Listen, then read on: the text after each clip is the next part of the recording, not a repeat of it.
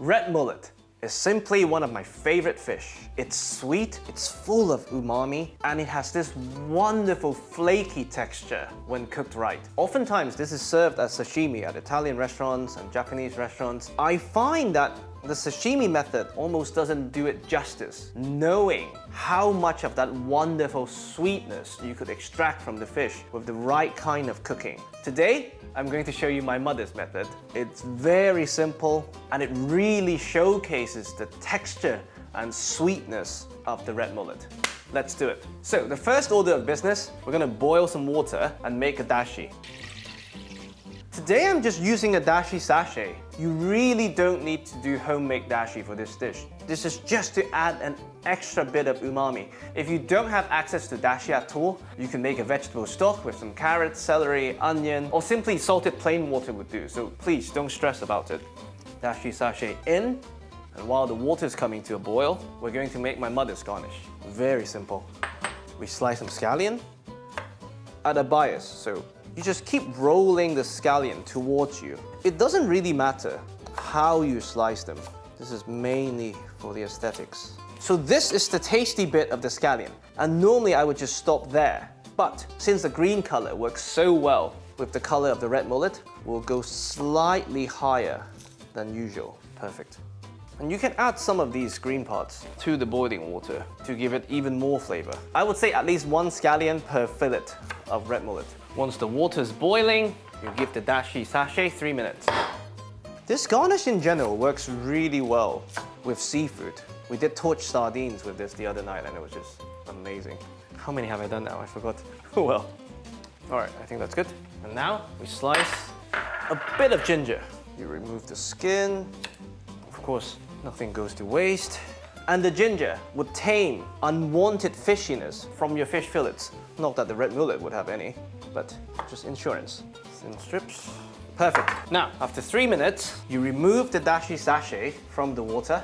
Because we're going to cook the fish, not poaching, rapid boiling. They would cook in an instant. So, we're gonna make our garnish first. We set our dashi aside for now, and we grab another saucepan. If you've seen any of my steamed fish videos, you will have noticed I like to slice the scallion greens very thin and pour hot oil on top.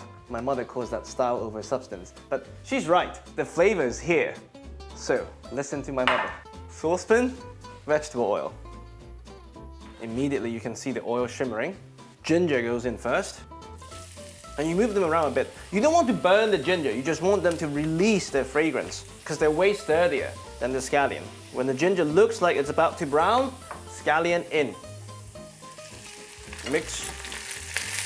Immediately you can see green color has been exemplified. Beautiful. And it's evaporating some of the water content to concentrate the scallion goodness. We're in essence making wilted scallion with scallion and ginger infused oil.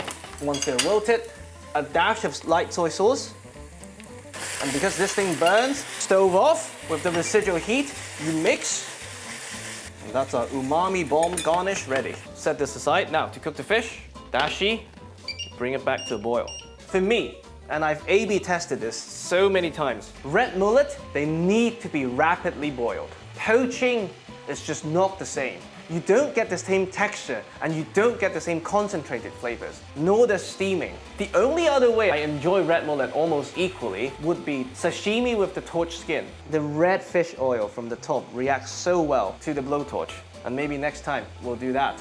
Now, once this is boiling, I mean high induction boiling, you grab 1 fillet each time, you dip it in, and you let the skin curl up beautifully before you let it go. Same goes to this one. And use a wide pot for this, and you'll see why in a tiny bit. Don't use a milk pan or a narrow saucepan. Okay, now you have to go pretty fast. Perfect.